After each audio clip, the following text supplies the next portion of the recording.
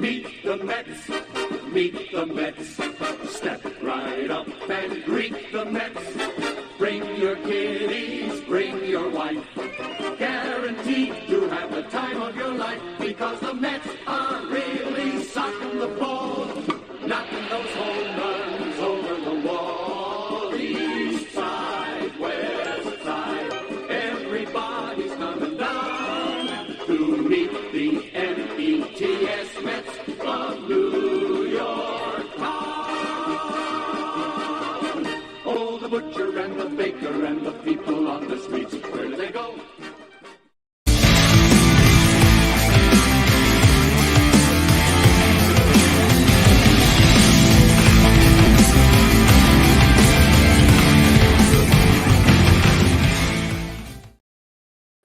What's up, Mets fans? Welcome back to another Mets Hot Stove Live right here on the channels, all of our channels, Mets RoundTable Podcast. Of course, 3/4 of us. Hayden will join us at some point. Hopefully soon we'll get the crew back together. But we do have Nelson and Chris here today talking about some Mets topics. We got some interesting topics to talk about today. And we're going to get started by saying what up to everybody on the roundtable. Chris, how you doing, buddy? Doing well. I appreciate you for hosting this. Like I said, and like we talked about before we went live, I'm not in my usual setup. So if anybody can't hear me at any point, make sure you all let me know and I'll try to get readjusted. But always good to talk about the Mets. 2 new videos up on my channel. One was talking about a hypothetical 2025 offseason trade for the Mets. I was up late recording, got a little ahead of myself, and I figured that'd be a fun little video to do. And the second one, most recently, it was premiering around 3:30 today, was talking about my updated opinions on the New York Mets DH situation. So if you haven't checked that out on the channel, make sure you go check that out, subscribe to the channel, all that good stuff, and let's have a fun conversation, boys. Absolutely. Nelson, how you doing, buddy?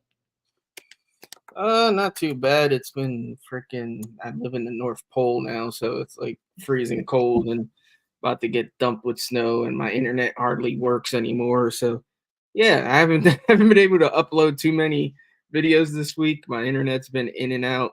Sorry I missed the show on Monday, I believe it was. But good to be here. Hopefully don't have any issues tonight. And let's talk some Mets, even though there really isn't much news to talk about, but we always figure it out. Yeah, absolutely. We find stuff. We have to dig deep into the internet searches to find Mets rumors and news and fake news. Even if you want to talk about fake news, I mean, why not? I mean, what the hell? I mean, it's not like the teams or the players or the agents are giving us anything to talk about. So, David Stearns had a conversation with our favorite reporter, Andy Martino. He was in the Dominican Republic doing the graduation thing and everything like that. So that's always a nice time. It's always nice to see what the Mets do internationally when it comes to the Dominican Republic, Puerto Rico, and amongst other countries as well, where they have set up all these training facilities and basically have a factory of players or guys that they can help them graduate high school and maybe get some college and credits and get into college and all that fun stuff. And of course, baseball, which is what we care about here. So the first things first with David Stern's quotes. I'm not going to go over the 57 quotes that he talked about. So I'm going to ask each one of you, what quote really caught your eye from the David Stearns conversation with Andy Martino the other day? Nelson, I'll start with you. What quote really did catch your eye? I'm not gonna lie, I didn't listen to the whole thing.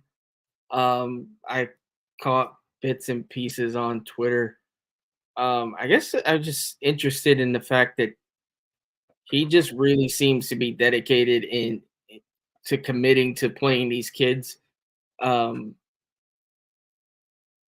I know a lot of fans don't love it, but he really wants to leave spots open for these guys to play and to develop, and it shows in the strategy that we've used this offseason. He's really leaving the door open for guys that are in the minors and pretty close to being ready to get called up, and Drew Gilbert being one of them. Acuna is obviously on the 40-man, so he could be close as well. Jet Williams is knocking on the door, like, and then there's the pitching prospects too. So it's just interesting to see how committed he is to really Yeah. seeing what he has in these kids, and it's not a bad thing. I know some people don't love it, people don't have the patience for it, but I don't have an issue with it. We may not win as many games that way, but I think for the long term future of this team, it's a good way to go. Yeah, yeah, absolutely. And yeah, the long term, I don't think anybody's really complaining about. I think everybody understands the long term aspects or plan that Stearns and company is going to have for this team. I guess it's the short term where people are like, why am I buying a ticket to a Mets game in 2024 if they're not really doing what they're, or well, actually, they are doing what they said they were going to do. But, what's the incentive of going? Yeah, I like baseball, but am I going to spend $60 on a ticket and then watch the Mets uh, lose? So Chris, I'm gonna pop off for about 5 minutes. For some reason, somebody's knocking on my door. But Chris, what quote are you that opened up your eyes with David Stearns when it came to Andy Martino? I'll be right back, guys. Yeah, and like I said, I've talked about this on my channel numerous times, and I'll save the quote about him foreshadowing the DH in terms of going in-house or getting that outsider. But I think the two quotes for me that resonated from David Stearns was one saying that anybody that's in the upper levels of the minor league system right now, right? If you're starting the season off in 2024, you're automatically a phone call away. And he actually name dropped guys like Acuna and Drew Gilbert and leaving that door open for a potential debut sooner rather than later, right? If someone goes down, an injury, they're a phone call away.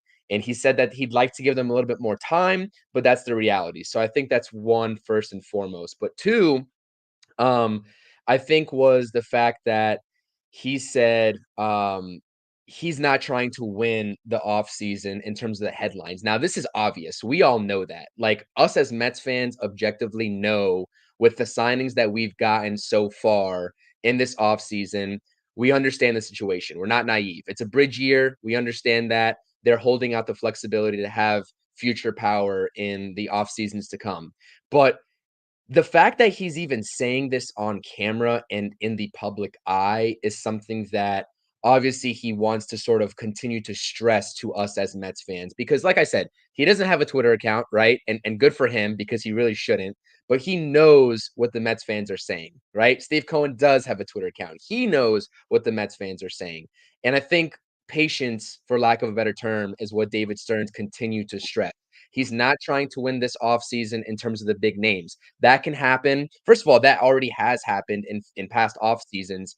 And where did that lead where did that lead us? We got Justin Max Scherzer, Starling Marte, Canna, Escobar back to back to back 2 off seasons ago. And where did that lead us?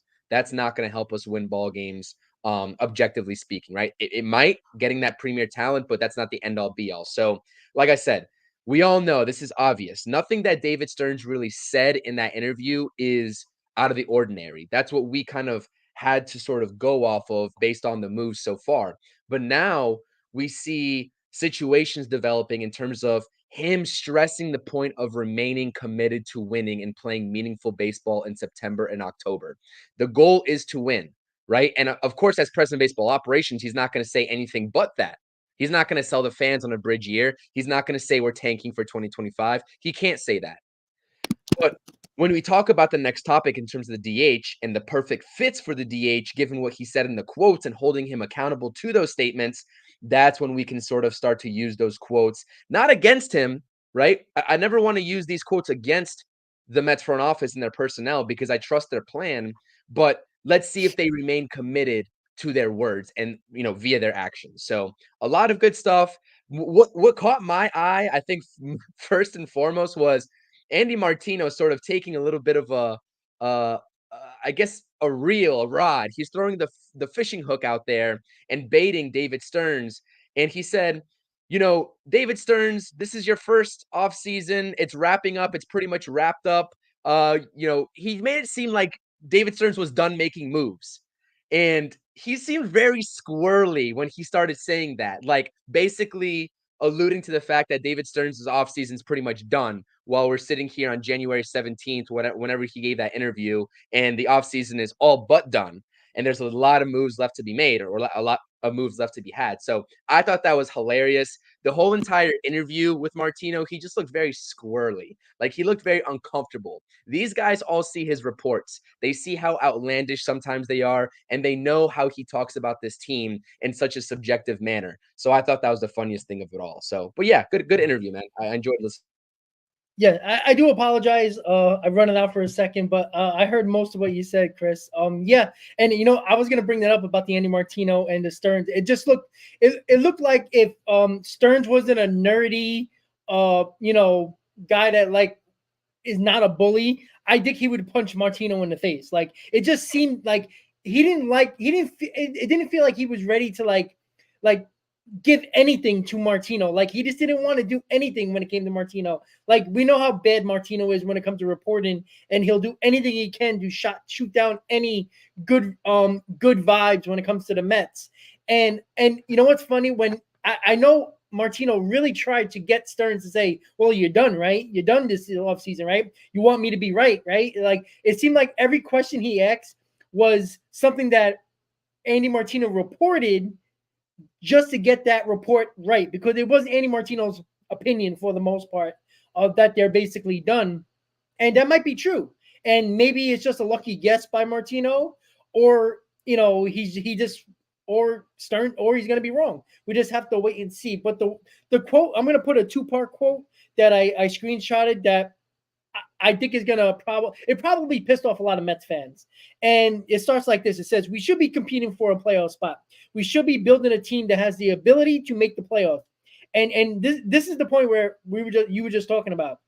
He said, we should be building a team that has the ability to make the playoffs. So that tells me that they're still building. Like, he could have said, oh, we have a team that has the ability to make the playoffs. He didn't say that. He says we're still building. So that tells me that, common sense says they need a bullpen arm. They might need a DH. Maybe they'll get another rotation arm. And that's something that kind of caught my eye. And then he also says, and that's certainly the expectation for our team. He also said, I believe that we'll be able to meet that expectation. So he believes in his philosophy and his plan, even if we don't, or some Met fans don't, or most Met fans don't. And he also said, and we should have exciting baseball in September and October for our fans to be proud of. I know Met fans probably cried laughter in tears and just laughed out loud when we heard that, because we're not used to that, right? But I know one thing. David Stearns has a plan, and his philosophy that he believes in it. And nobody's going to change that. And I think the problem that we have is, or at least some Met fans, is that we're not used to our organization and our front office have a plan. Usually it's a plan that might go one way or the other. And if they get pressure from the fan base, they might do one thing, i.e. Javi Baez or something like that. Javi Baez type of trade where the Mets really weren't good enough, but they felt the pressure from the fan base. Oh, we needed a bat. And then they started to hear on Twitter at the time, Javi Baez, bring Lindor's friend here. And then it happened. You can't run an organization like that, because 9 out of 10 times the fans are wrong. Let's be honest. We are usually wrong. We're emotional nutcases that love the team, and you can't be emotional running an organization and play, especially with a player acquisition, because it's going to bite you in the ass 9 times out of 10. So what he said here is the fact that what everybody who gave their quote about, or what he said about any type of information to like try to figure things out, what he's going to do, is that David Stearns has a plan. I think we can all agree on that. And I think that's important to realize, that he has a plan. And I really can't complain about a guy that has a plan. Now, the plan will work. That's yet to be determined. But if it does work, well, he'll look like a genius, at least this year. Because if it works out this year, then he did something right going into a 2025 season that we're expected to do a lot in the offseason. Yeah, Chris. Yeah, and I was just gonna say, just to add on to that fact, like when you talk about a plan, right? An organization that really hasn't had a plan in the last couple of off seasons going into the regular season, like you just said, but also this plan, quote unquote, that we're talking about David Stearns with right now is not the end all be all in 2024. We're not going to see this plan come to fruition until at least early as 2025, maybe even beyond that. So I think a lot of patience has to be involved here. And MEZ said it in the chat. Like, we, at this point, whether you want to accept it or not, we should be comfortable in terms of this season being a reset season while still being able to compete for a back end of the wild card spot. Like, those two factors can coexist at the same time, and it can be done in congruency. You can hit the reset button on your organization and retool, quote unquote, and you can also remain competitive with these 1 year deal signings that we've been basically accumulating in Bader, Jorge Lopez, Manaya, Severino, and all the depth pieces that have come from the start of the offseason until now. Like, that's a realistic expectation. So I'm happy David Stearns is being transparent about it. Yeah, I think he should be, honestly. You know, we might not like everything he says, and it might seem like he sounds snobby because he's a smart guy. Like, I mean, it's hard. I don't think he's Hein Bloom. Can he be? Yeah, he could be a disaster like Boston. Let's just hope that's not the case, but we'll never know until it happens. But yeah, I tend to agree. And what we're going to talk about now in the next topic, and Chris, I want to start with you because you did a video about this earlier today in a premiere video at 3:30. And if you haven't checked it out, please do. I know he's gonna, give up a little bit of what he said in that video, but he really does go into detail a lot about all the DH possibilities and his favorite, which I guess he'll break the news here. If you don't know already, he said it 100 times on his show, his lives, and in the interstate, and the hot stove and all that. But Chris, let me start with you. The DH situation is probably the most, I guess, popular amongst Met fans because it was one day it was Turner, one day it was Martinez. Lastly, it's been Soler, and now it's been very quiet. And now Vientos has been popping up again, with I guess hints from David Stearns, I would guess. But in your opinion, your choice of a DH, who would it be, and where do you think David Stearns is going to go? Yeah, it's basically foreshadow versus my preference, right? All of David Stearns' comments in that Andy Martino video basically allude to the fact that I can pretty much foreshadow him going with Mark Vientos. If I had to put my money on any sort of DH at an opening day, it's going to be Mark Vientos. He said the quote, us as Mets fans in this New York market, I know it's hard, something to the effect, it's not the direct quote, but he said, we need to let these young players make mistakes, and there's going to be hiccups along the way at the major league level. And that directly, most likely, applies to the DH. Listen, we're not guaranteed to sign a DH this offseason. They have not said that whatsoever. We've been hearing bullpen, and we haven't heard much outside of these Jorge Soler rumors, which are gaining immense steam now within the Mets fan base on Twitter for one reason or another, due to Robert Murray's report, I believe on January 9th, as well as Hector Gomez for whatever his word is worth, right? And I dropped the video today and I basically said that I can foreshadow Mark Vientos being that DH. And would I be complaining about Mark Vientos getting those at-bats in a reset year? Absolutely not. I think he's a capable power hitter. But when we talk about this lineup being one where we want to compete with and play meaningful baseball games in September and October with, Mark Vientos is not going to give you the best shot at that. He's not going to be that protection for Pete Alonso, regardless if he hits 20, 25, or 30 home runs like I can project him out to be. He's going to be a pretty decent power hitter. His exit velocity is there. The strikeout rate obviously is there as well, but he can hit home runs. He hit 9 home runs in a short sample size last season.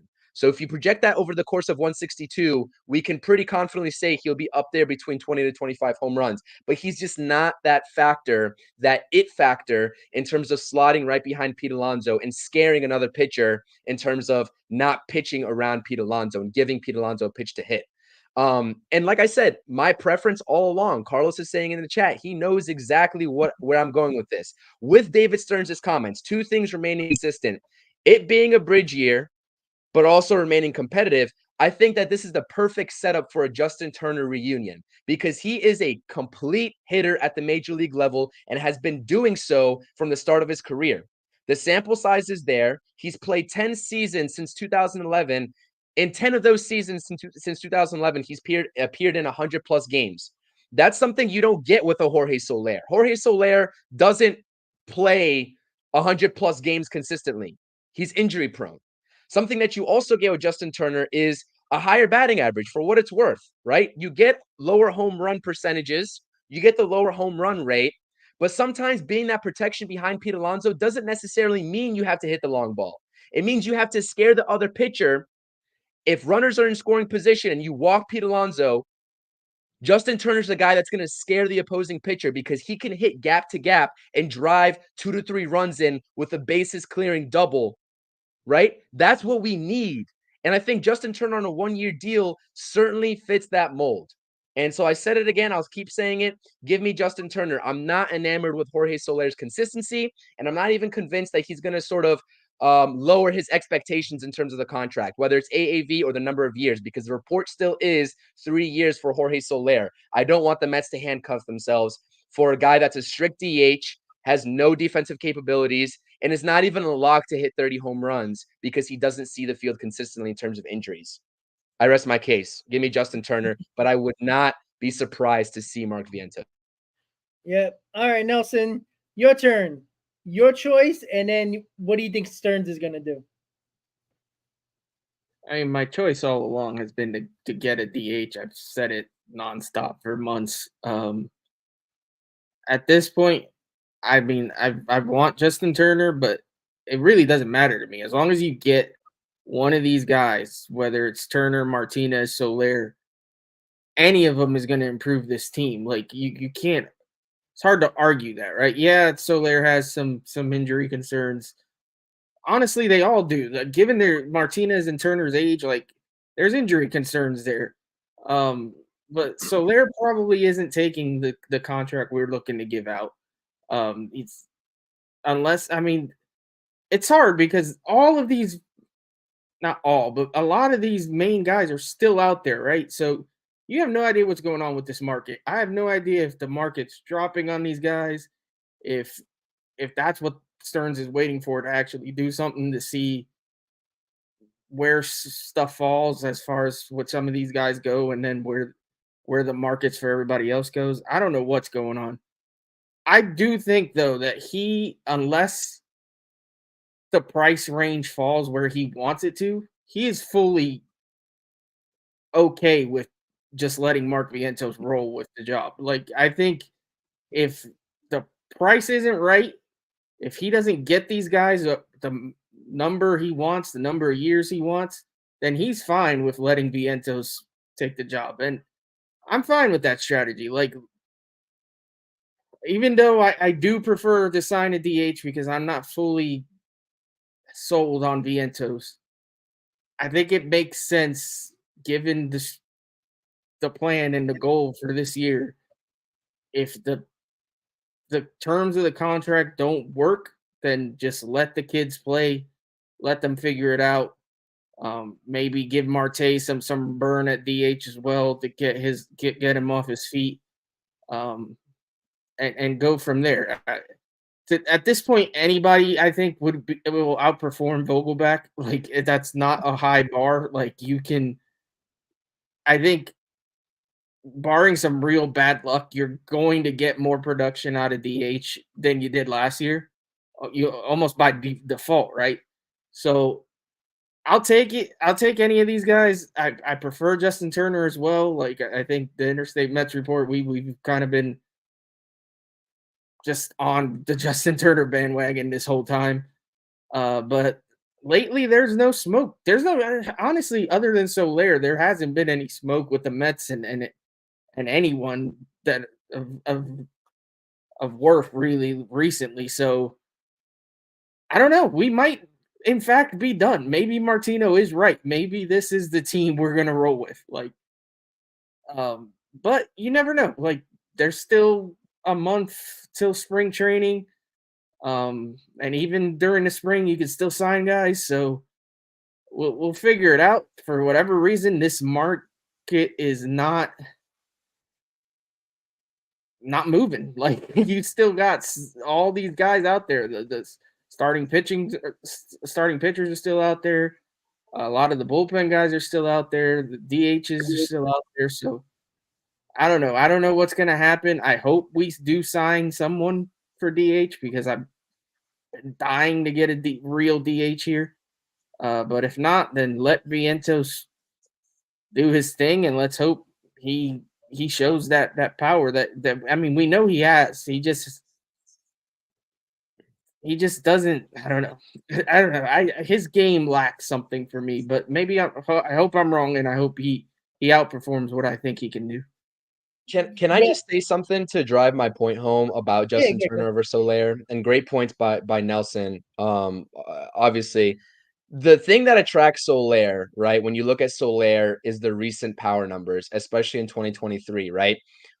But what I'm saying is that given the lack of consistency and given the injury history in terms of the games played and having that lack of sample size, he's only turned out, right? When we talk about Soler, people are like, well, he's going to hit you 30 plus home runs. That's why you have to put him right behind Pete Alonso. He's only turned out 2 of his first 10 seasons in his career. He's only turned out 30 plus home runs.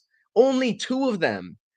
So I don't understand if people just don't look at his career numbers, if they don't look at the games played in his career and they just don't understand that. Because, like, if you look at his Savant page from 2023, and this is why I think a lot of the smoke behind Soler's recency bias, his ex-WOBA numbers, his expected slugging, the hard hit rate, the exit velocity, all that stuff, the advanced metrics plays really well. And he played in a large amount of games last season. But are we going to see that consistently and see those 30 home runs consistently play through on a long-term deal, like a 3-year deal? I don't think so. And I'm not willing to take that chance and handcuff the Mets to Jorge Soler for the full 3 years. Like I said, if we are taking a shot on Jorge Soler and he's willing to do a Teoscar Hernandez type deal for 1 year, maybe a little bit of a higher AAV, that is in the same realm of what Justin Turner probably is going to make for me. And that's what would attract me more. But also, don't sleep on Justin Turner's power. But that's what I had to say about Jorge Soler. And that's the only pushback that I have. Look at his career numbers. The consistency has not been there. Breaking news, fellas. Steve Cohen has broke his Twitter silence to reply to Mike Puma. Oh, wow. Uh-oh. It's not anything serious. Mike Puma posted, anybody notice how buff Steve Cohen was looking on the page of today's post? And Steve Cohen replied, I'm hoping the comments will be diplomatic, Mike. So he broke his Twitter silence to God, that's gonna piss off Met fans. I gotta see the comments. I have to look at the comments. He's always lurking. That's the first thing he said since September 27th of 2020. Everybody's talking about Soler in the comments. It's hilarious. Soler. Hey, how about Soler? He's always lurking on Twitter, man. Everybody's gonna tell him to sign whoever because that's what they do. So somebody says sign Soler for your season ticket holders. He's always lurking on Twitter. I want to say, like, I've seen lurking. numerous people come out there and like post a screenshot of Steve Cohen following them on Twitter out of the blue. And it's like he's always looking and seeing what people have to say, but that's funny. I gotta go check that out. I can see him in his book room with a little Chardonnay and just sitting back looking at Twitter and goes, that's not true, like something like that. Like I just feel like that's what he's doing all day. He truly doesn't really give a damn what any of us have to say, let's be honest. But I mean, I think he cares. I just think that, like I would love to be in the minds of like a David Stearns or Cohen, somebody who owns or runs a team, just because they know everything that's going on. Obviously, we don't. And oh man, I would just love to be a fly on the wall, just one day in a room, just having a conversation, just listening to the conversations. But yeah, when it comes to the DH guys, you're preaching to the choir here. I want Justin Turner. I've said this for a while. I love the high batting average. I love that he can, you make a mistake, he'll hit it over the wall. But one thing that I think this team lacked last year was the fact that we got people on base, we could not drive them in. You know why? Because what was the problem? They couldn't put the bat on the ball. They either struck out or they hit a soft ground ball to the shortstop, soft fly ball to the outfield. Nothing crazy. They couldn't put the bat on the ball. They couldn't make the defense make mistakes. Justin Turner does that. Not only, and if Justin Turner can't hit, what else is new? The DH is empty again. We're used to it, right? That's when you give Vientos a chance, in my opinion. He's going to be on the team anyway. And if Justin Turner doesn't hit and he's all of a sudden gets old, you know what he can do? He can still play first base. He can play third base. He could still play a defensive position. So he's not a waste like a Vogelback was, like Vientos is. Let's be honest. If Vientos don't hit, what are you going to do with him?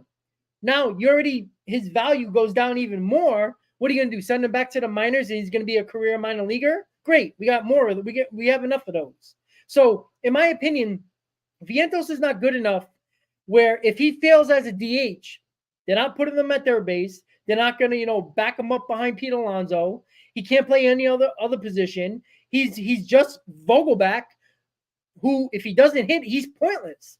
And that's why I like Justin Turner the most. I know the sexy power from Soler people love, yet all I heard for the last 2 seasons was Met fans wanting JD Martinez. Yet he's not as old as Justin Turner, but he has a very bad back problem, and it could flare up at any moment. And the last thing we need is to have a guy that has a great April, and then his back flares up, and now that protection that Pete Alonso had is gone. I think Justin Turner, you're not looking for that big time power that a lot of people want, which is nice. Again, I always go back to Kyle Schwarber. Everybody loved Kyle Schwarber, yet he can hit 40 home runs out of his 600 at bats, but he bats 198. Like I can't deal with that. I really can't deal with a guy that, if he does, anytime he puts the bat on the ball, it's a home run, but it's few and far between. Give me a guy that I know when there's runners on, he can hit you, he can knock one over the wall, and he can drive them in, because Justin Turner is a gap-to-gap hitter. He puts the ball in play. He will get those runs in. Look at his home runs. He barely hit over 20 home runs, yet he had 96 RBIs. How did he do that? By putting the ball in play. By when there's guys on, he made sure they got in by any means necessary. That's why I want Justin Turner. You can say whatever you want about his age, right? You could have said that last year about his age, the year before that about his age. That's all we talk about, is age. We're too concerned about looking at the age from a pitching perspective because we got so burned by Verlander and Scherzer that we're so scared of a 37, 38, 39-year-old. Yet you had Miguel Cabrera at 40 years old, still hitting 300, not hitting a lot of home runs, but guys don't lose their ability to hit at an older age. Now, I'm not saying that, a Justin Turner who can hit 35 home runs, sleeping when he was a Dodger, but he's still a guy that's a pure hitter. And I don't think now he might be a little less quicker with the glove. I'll give you that. But I don't think the age kills the bat as much as people are believing. Maybe it kills the power a little bit, but not the average. I think when you're a pure hitter, you're a pure hitter. And I think that's what Justin Turner is. And I think that's what we have to look at when it comes to that. But probably it'll be Vientos, unfortunately. Go look at Jorge Soler's RBI numbers, 75 last season. Look at him before that up until 2019, that period between 2019 and 2023.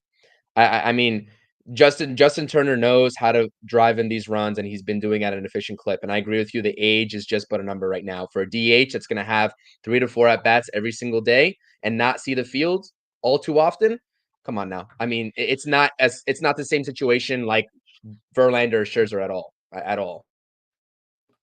That's true, but I do also, I see the fear. I mean, let's face it, when the Mets sign these older guys, whether it be a pitcher, a hitter, what have you, somehow, even though they can have a career year the year before they got here, they come here and shit hits the fan, whether it be an injury or what have. So I get it. I get the concern. Like, I'm not above or beyond being concerned. Like, it's valid. Like, I get it. Like, you see a guy that's 36 years old, 38, 39, whatever. Like you said, Rob, Martinez, yeah, he had a great year last year. if we get him, am I going to complain? No. But he does have back issues, and you never know when those are going to flare up. Yeah. Justin Turner's been relatively healthy, but again, when you got older guys, they can be brittle. But Soler is a younger guy and he's brittle, so it all kind of cancels itself out. I think the problem is with Soler is you're not gonna get. I mean, I don't see a world where he's coming here on a 1 to 2 year deal, and I don't think we're giving him 3 years. Like, so that's what it's just not happening. So if you're looking for a 1 or 2 year deal, it has to be Turner or Martinez, I think. But at the end of the day, I'm with you, Rob. I really do think that Vientos might just end up being the guy, and it is what it is. Where it's looking more. I mean, the longer it shakes out, it's looking like this is just a roster we're playing with. We might sign like a fringe guy here or there, but Yeah. I mean, but who knows? I mean, we could wake up tomorrow and who the hell knows what could happen. So we'll see. We all know Teoscar Hernandez was going to get a 4-year deal, and he signed for a little over $20 million, $23 million for 1 year. So I mean, maybe it's possible. I think if the market comes back to the Mets or at least anywhere, I think teams are going to be more willing. But you know what? If you're an organization and you're afraid of history or the past or just scared of signing anybody because if this happens, if you're afraid of injury or afraid that he's not going to be good for you, then don't sign anybody at all and just bring up every kid from the minor leagues and hope they work out. I mean, be the Baltimore Orioles of New York. You might as well. Because, like, I always see it as this. I hate when people are like, oh, he's too much of a risk. Like, a lot of people complained about Luis Severino when we signed him. Yeah, it's a risk, but, I mean, if they would have got another guy, say if they would have got Lucas Giolito, right? He's not a risk. Of course he's a risk. He's a risk because, yeah, he might stay healthy, but he might not be a very good pitcher. He might have another 4 or 5 ERA. And then, you got a guy that's healthy, but is not giving you anything on the mound. At least with Severino, you have upside where if he's healthy, he can pitch you a 3 ERA. I always see it as, you know what? I think you got to throw history to the side because a Jason Bay sign-in shouldn't stop you from making any other sign-in or any a Max Scherzer sign-in shouldn't make you scared to sign a Blake Snell, even though he's younger and he might not be trusted. If Blake Snell comes back and says, listen, I want to stay in the National League. I don't want to go to the American League, whatever, whatever he might say, hey, listen, the Yankees gave me this offer. I'll go to the Mets for this offer. If it's 5 years, 150, you wouldn't take that deal. I'd rather have 5 years than 7 or 8 from Blake Snell. And you're going to get at least 2 or 3 pretty good years and a guy that can be at the top of your rotation. I would be scared every time he goes on the mound, but he does still miss bats, even though he walks a ton as well. But when he walks the guys, he doesn't bring them in. So it is very interesting to look at, but I just say it. If you think the guy can help this team, no matter if there's concerns or not, do it. I think we're too gun shy in baseball, and I think that's the reason why of a slow offseason, because I think teams are gun shy. They're so concerned about the what if factor that they're not really making priority number one, which is, does that player make you better now? Because you're so worried about year 6 or 7 or year 3 or 4 that you forget about year 1 or 2. And I think that's the issue that I think a lot of teams are dealing with right now. And, Boris has everybody as a client. So I think that doesn't help the issue as well.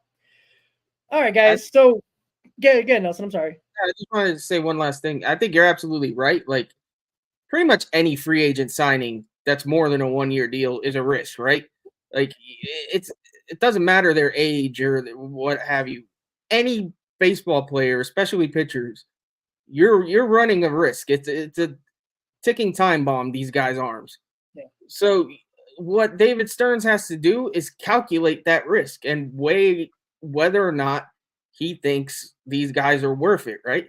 I think if any of these guys fall within the years, the price that he deems worth it, he would sign them. But when you got guys like Snell looking for, I think I saw the latest report, he wanted 6 years, 270 or something crazy like that. It's not going to happen. Like, David Stearns is smart enough to not do something crazy like that. So it's just We just got to wait and see. And I'm fine with his approach.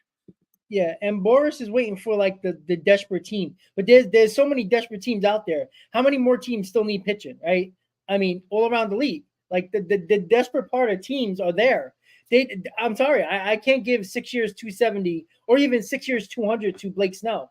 Like I would sign him to a 5 year deal because I would probably have to rely on, all right, give me two close to Cy Young seasons, and then 3, 4, and 5, I'll throw my hands up and be like, all right, let's see what happens. My bad. I think I have to rephrase. It was actually 9 years 270. That's even to me. That's worse. Like I'm not giving Blake Snell 9 years. That's no. I think Cole is the last. Well, Otani, but Cole is the last one that's going to get a massive crazy contract like that because you ain't going to get young pitchers that are available that dominant in the free agent market.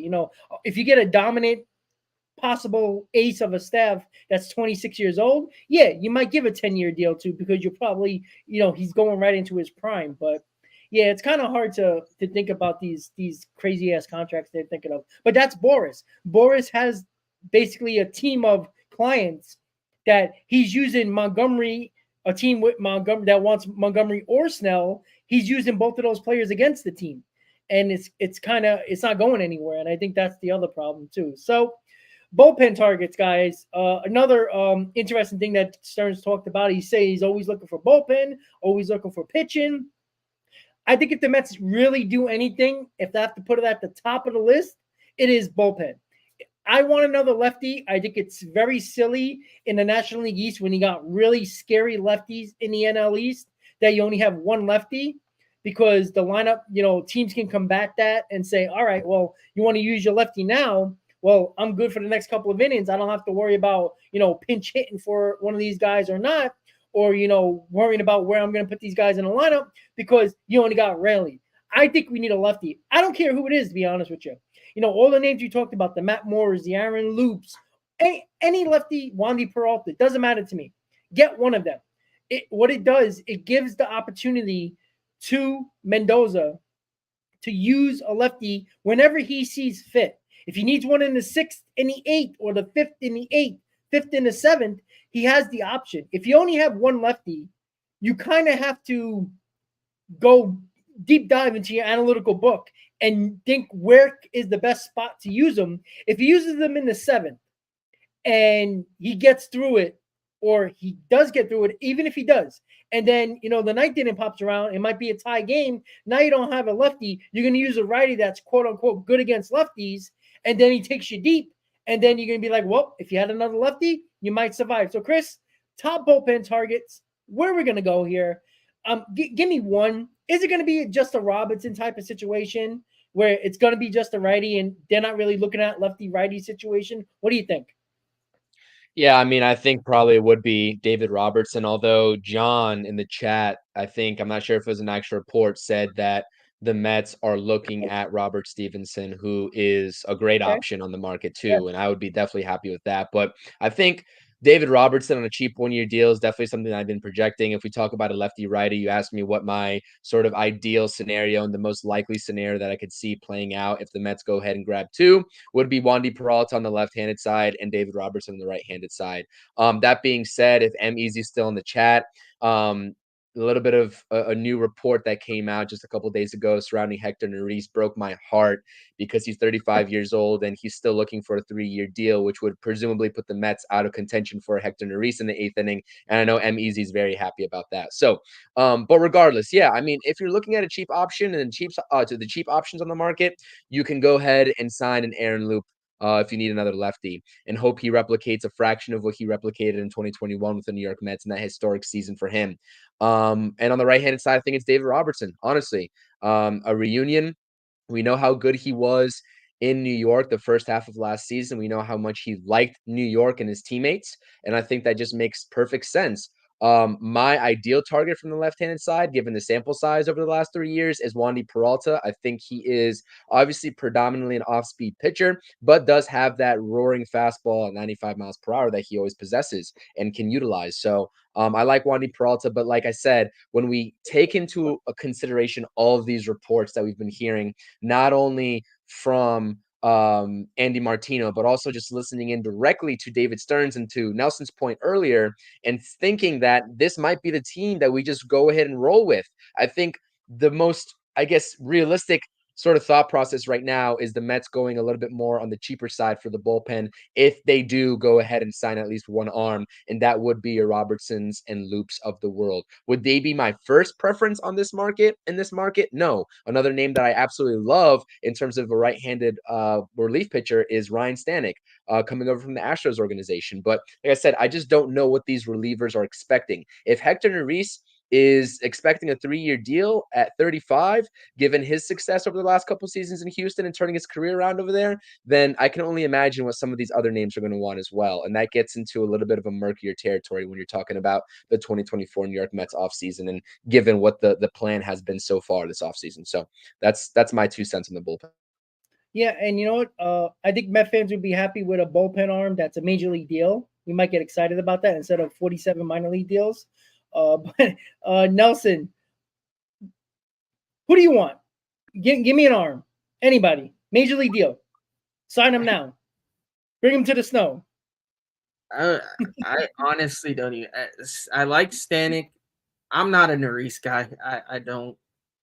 I don't know if it's because of his tenure in Philly just really is like burned into my brain, and I just hated him as a Philly, and I don't care what he did with the Astros. I just he's not a guy I want to see wearing a Met uniform. Like regard, I just don't. I don't even know who else. Like bringing Robertson back, I guess could work. Honestly, it really comes down to what these guys are looking for. Like, there's some reason this market isn't moving. If everybody wants like 2, 3, 4-year deals, then we're probably not getting anybody. Because let's face it, Stearns has been pretty steadfast, and he's looking for 1 to 2 year contracts, and that's all we're signing. Like we're not signing long-term deals. Could we see a trade for a back end arm? I mean, that's not out of the realm of possibility, I guess. I don't know who that is. Like, I know there's a lot of arms out there that I like. I don't know if anybody's willing to move anybody. Like, like the Pirates are freaking nut jobs, and I don't know what they're doing over there. Their pitching staff sucks. They have David Bednar, who would probably cost quite a bit, but man, if you could throw him in the back of the bullpen, that would be amazing. So, but I don't know if that's probably unrealistic. I don't know, man. Like it just really seems like we're waiting for prices and to drop and years for guys wants to drop, and if that happens, then we will probably see a signing or two. But if it doesn't, then we may just roll out there with the cast of characters in the bullpen that we got. And I don't hate it because you never know with these guys. Like, we signed so many minor league deals with these bullpen guys. Who knows? One of them could end up being another Aaron Loop and have a career year. Like, it could happen. We do have Diaz back. We do have Rayleigh back there. I don't even want to talk about Drew Smith, but he's still around. So there's guys. I don't know. It just it sucks because like you want to see the team keep improving, but there does seem to be a very steadfast plan, and that we seem to be set to stick to. And if that's the case, it's hard to see where we're gonna find the fit. And then if you go back to an older Martino report, if it's still relevant, if we really only have $10 million to spend, then we ain't signing anybody for $10 million. So I mean, that could be all BS too. It's Martino, we know that. But if there's any truth to that, then the roster we have is pretty much what we're stuck with, I feel like. Yeah, I tend to agree with you. So, we got a couple of minutes left here. We got two more topics, but let's do a rapid fire type of for the two topics. With do you think the rotation is set? And I'll start with you, Chris. If you think the rotation is set, just pivot right to who do you think is going to make the Mets roster, if not opening day, but the first prospect to make an impact or at least make the team or pop up this season in 2024? Acuna, Gilbert, Vazel, Williams, or somebody else? What do you think, Chris? Yeah, just the rotation piece. I'm just gonna end it at that. Is that yes, I think it's set. I don't think that we pull any major trades. Like we've been speculating over the last couple months. I don't think that's in our timeline right now. Go check out my previous video today. There's a pitcher that's on the Milwaukee Brewers that I would love to trade for. Not named Corbin Burns, but that wouldn't happen until next offseason, given the sort of payroll situation and the name that you would also have to take on in relation to him. So I don't think that there's any other worthy free agents that would fit the Mets' sort of budgetary constraints that they've been showing this offseason as well. So I think the starting pitching rotation, for better or for worse, I'm not confident in it just because of the lack of sample size from guys like Luis Severino and Jose Quintana. Like I'm not confident in this rotation, right? But I think it's serviceable if all things remain consistent and we see a jump in terms of the productivity from Severino and Manaya. And, you know, if Quintana can consistently do what he did in the second half when he came back from that injury. But regardless, I think the rotation is set if I had to guess right now. Moving on before I get out of here, I am on a time constraint right now. Acuna, Gilbert, Vasil. This is a tough question. I want to say Drew Gilbert because that's my favorite prospect in the farm system. I've been saying that for months. In David Stearns' interview, it surely seemed like he was very high on Acuna and Gilbert being the first to be ready. I wouldn't discount Mike Vasil. Although Christian Scott's name is also appearing now in terms of having that sort of debut type season in 2024. I know he's in Double A and he's going to start there, but also don't discount Christian Scott. I want to go with Mike Vasil, but I'm going to stick with my guy and say Drew Gilbert. I think that he is going to make the first major impact for this team moving forward. But that's maybe my bias just speaking. If Brett Baty finds himself in an injury type situation, I don't like to talk about injuries. I don't take it lightly. I don't wish it upon anybody. And I really do like Brett Baty in terms of turning that page in his career this upcoming season. If anything should happen to Mr. Baty, I would see a little bit of a window period of Joey Wendell coming up, but immediately thereafter, I would say maybe 2 weeks to 3 weeks after that, depending on the severity of what transpires, right? Whatever happens to Baty, this is just a hypothetical scenario, then I would see a guy like Luis Angel Acuna. But Brett Baty, that's his position. He's going to be there, and hopefully he has a healthy season and a successful season because, like, I'm rooting for the kid. Everybody's on his back. And for better or for as fair as it is or not fair as it is, he hasn't played 162 full games in the MLB. So that's what I'm going to go with. I know that's kind of a roundabout answer, but off the top of my head, most immediate impact, Drew Gilbert. Would it surprise me to see 3 of these guys make their debuts of the 4? No, absolutely not. I think that we can see, especially going into that MLB trade deadline August 1st, if the Mets, like you said all along, Rob, on all these Hot Stove Lives, get into a sort of scenario where it's a wait and see. And if they falter in the first half and start trading off those 1-year movable pieces, these kids are going to get their opportunity, especially guys that are starting off in AAA or already there. Acuna, Gilbert, Vasil, and Jet Williams is not far behind. So I can see a 3-for-4 or a 4-for-4 situation here of all these guys making their debuts if things go awry this season for the Mets. So that's what I'll leave it all with. And that's why I keep saying, regardless whether or not the Mets truly are competitive in this bridge year, I know we all want the Mets to win ball games, and I know we all want to see the Mets in the playoffs. If something happens drastically where there are just a terrible team, which is certainly plausible as well, and it could happen, right? That's not out of the realm of possibility.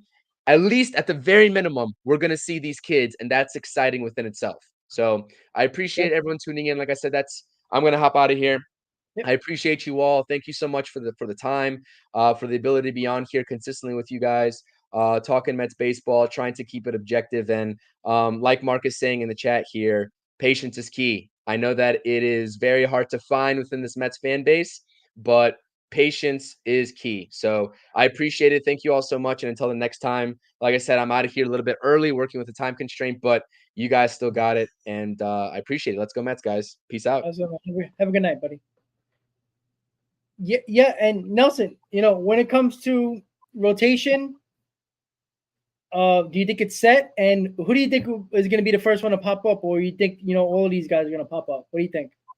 Yeah, I hope the rotation isn't set, but I think it is. I've said I would love to see us acquire somehow. More than likely, it would have to be via trade. A guy that could kind of fit in and towards the top of the rotation, but I don't see it at this point. As far as the prospects, like Chris, I can see a world where all four of them hit the major league squad this year. Yeah. But the first one, I have to say Acuna, just because he's the only one on the 40-man roster, right? And yeah, you can make room on the 40-man. That's obviously the 40-man isn't set in stone. But to me, it's just easier when the guy is already on the 40-man to call him up, right? So I can see a world where if Brett Beatty doesn't perform, right? Is there a world where you consider shifting McNeil to third base and bringing up Acuna to play second? Is there a world where Harrison Bader or Marte or somebody get hurt and you shift McNeil to the outfield and bring up Acuna and let him play second? Like, stuff like that can happen because McNeil is versatile enough to play around the field. It's probably not the most ideal thing, but would you rather play Joey Wendell like all day, every day? Probably. I wouldn't think so. So I could see scenarios where they consider, if they're in a tough spot, if they consider moving McNeil around and bringing up Acuna if Acuna is performing in the early months down in the minors, which I know a lot of people kind of, I won't say a lot, but quite a few people I've seen have kind of soured on Acuna a little bit just because of his rough patch when he came over after the trade.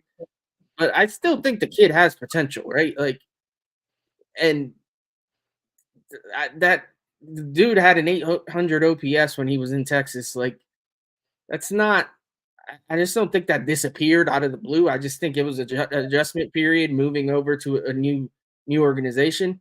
And I want to see what he can do, like starting the year with the squad and playing in spring training and seeing what they saw in him, because they obviously saw that there was some talent there. So I don't know. I can see any of these guys really coming up. Probably Jet's the furthest away. He just hit AA at the end of last year. But he's flying up the system. So while he may not debut this year, there is a possibility where he be a September call up. Like, if he keeps playing to the level he was last year, that dude was freaking amazing. So and he's got something that he's got an eye that not a lot of kids have. Like, his eye at the plate is phenomenal. So I love Jet Williams. I think he's going to make the biggest impact of all these guys at some point, whenever he does come up. But yeah, I don't think any of them will break camp unless there's like real big injury problems. I don't think anybody's breaking camp with the team. But if I had to guess, I'm guessing Acuna is the first guy up. But Gilbert would be my second choice just because our outfield is very fragile. He is in AAA already. And at some point, we're probably going to need an outfielder. Let's be honest. It's hard to believe that Bader and Marte and even Nimmo are all going to stay healthy all year. It's hard to see that happening. So that's where I'm at. Yeah, and it's funny because like I was thinking about this. That's why I brought it up, because it is an interesting topic. I think Acuna is going to be up. I think Bader's going to get hurt rather early because that's just his MO. I think Nimmo's going to go back to center. I think McNeil's going to go to left. And because Acuna's on a 40-man, and I know that can change rather quickly over spring training when guys get knocked off the 40-man, get cut and stuff like that, I think Acuna is going to be up here rather early. I think the bad thing would be like, oh, let's just play I don't know, Tyrone Taylor in left field. They're not doing that because you're only going to hurt your bench.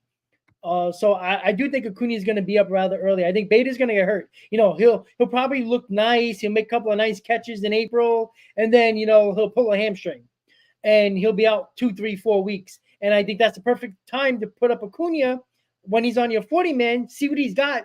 And I know a lot of people are down on him, like you said, Nelson, because of the fact that the transition. He was very good in the Texas system, but we have to understand. I know he's Acuna's brother, but he's not the power hitter his brother is, at least not yet. He is a speed guy, top of the lineup guy. I think he's a guy that could probably bat 260, 270. He could probably hit you about between 15 and 20 home runs.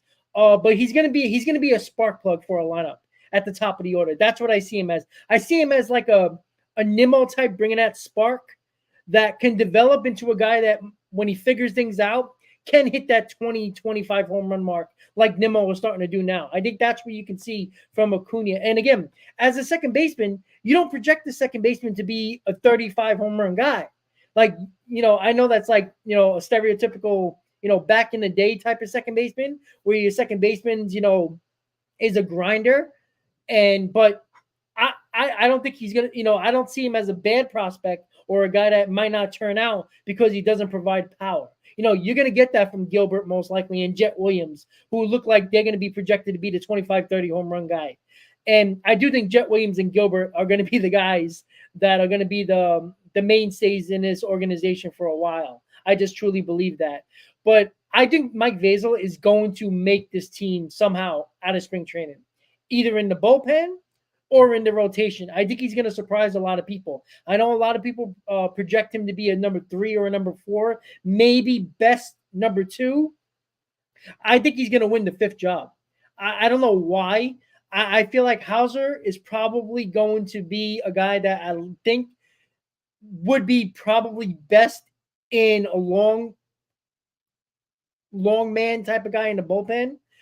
Even he's done that with the Brewers and a spot start here and there. But David Stern said it. He's going to give these young guys a chance. If they show something in spring training, like Brett Beatty, who was just killing it in spring training last year, if David Stearns was running things, Brett Beatty would have been playing third base over Escobar last year. And I think that hurt Beatty last year mentally. I know that's sad to say as a guy who's a top prospect, but these guys are human. So in my opinion, I think Mike Vasil is going to find his way on the 40-man and is going to make the opening day roster either in the bullpen or as a rotation arm going forward. And I think he's going to surprise us. I think we're more concerned about, Tidwell and Scott and even Hamill. Vasil is going to surprise a lot of people. He's not a guy that is going to surprise a lot of people. He's not going to blow people away, but he's got 4 pitches. And I like pitchers that got 4 pitches because they can use it and he's a guy that doesn't walk a lot of people, and he's a guy that can use any pitch in any count. And those pitchers are dangerous, in my opinion. So, Nelson, final thoughts for tonight as we wrap up the hot stove. What movie do you think is going to happen prior to, I guess, spring training at the very least? What do you think? And let everybody know what's going to happen with your channel for the next couple of weeks. I probably we signed somebody else for the bullpen. That's the only move that seems likely to me. Everything else seems like a stretch at this point. As much as I'd love a DH, and I've said it time and time again. So the bullpen piece or 2 I could see happening. And that's pretty much it, man. I think mostly our roster's filled out. I do agree with you that Vasil could be better than I think people are giving him credit. I'm on record as Christian Scott's my favorite arm in the minors. I know he's further away, but I think he has ace stuff. I don't think Vasil does. I think Vasil's more of a back end of the rotation guy, but he could surprise you. You never know. I mean, nobody thought Jacob deGrom wasn't a big time prospect that anybody thought was going to be a Cy Young Award winner, right? He was a freaking shortstop converted to a pitcher that came up and surprised everybody. So you truly never know. We can have a guy that we're not even talking about down in the minors that comes up and stuns us. That's always a possibility. It's not likely. It's not something you want to bank on, but it can happen, right? So we'll see what happens. As far as the channel, please, if you haven't subscribed already, if you could jump over after this is over and subscribe to the channel, it's greatly appreciated. I try to do daily videos. Lately, my internet's been really spotty because of the weather out here in Amish land. And if you don't know about Amish land, when it comes to utilities like power and internet, if you are surrounded by Amish people, you are the last on the list to get anything repaired because they don't use that stuff. So when your power goes out, your internet goes out, everybody's going to all the utility companies are going to the places where people actually use the stuff. So when your neighbors are all Amish, nobody cares to come help you out. So if I've been missing, I apologize. I'm going to try to keep the channel updated as much as possible. Also, I mean, the Mets aren't providing that much news. I'm probably going to be talking about guys in the minors a lot more here coming up, just because if we're not signing anybody, what the hell is there to talk? We just keep talking about the same thing over and over. And let's be honest, it's fun, but at the same time, it gets a little old. So I'm trying to keep things fresh. Appreciate again everybody watching. Appreciate you, Rob, doing this and us getting together as much as possible. So thank you all, and I hope everybody has a great night. And we'll talk to you guys soon. Absolutely, and that is you can follow him on Amish Country Mets Fan on X. Subscribe to his channel, guys. Come on. What are you waiting for? And I'll be doing a video probably over the next couple of days about the Mets top 5 prospects and just breaking them down a little bit, my favorite prospect, and who do I think that you guys can expect over the next in 2024 and 2025. So another Mets hot stove in the books. And don't forget to subscribe to Chris's channel as well, CP New York Sports Network as well. Another Mets hot stove in the books, guys. You guys held it down in the chat. Nelson, I always appreciate it, buddy. Stay warm, stay cold. Keep those pigs hanging out with you in the background in your videos. I always appreciate that. With that said, everybody have a great night. Let's go Mets. See you next time, guys. Have a great night. Let's go Mets. Peace.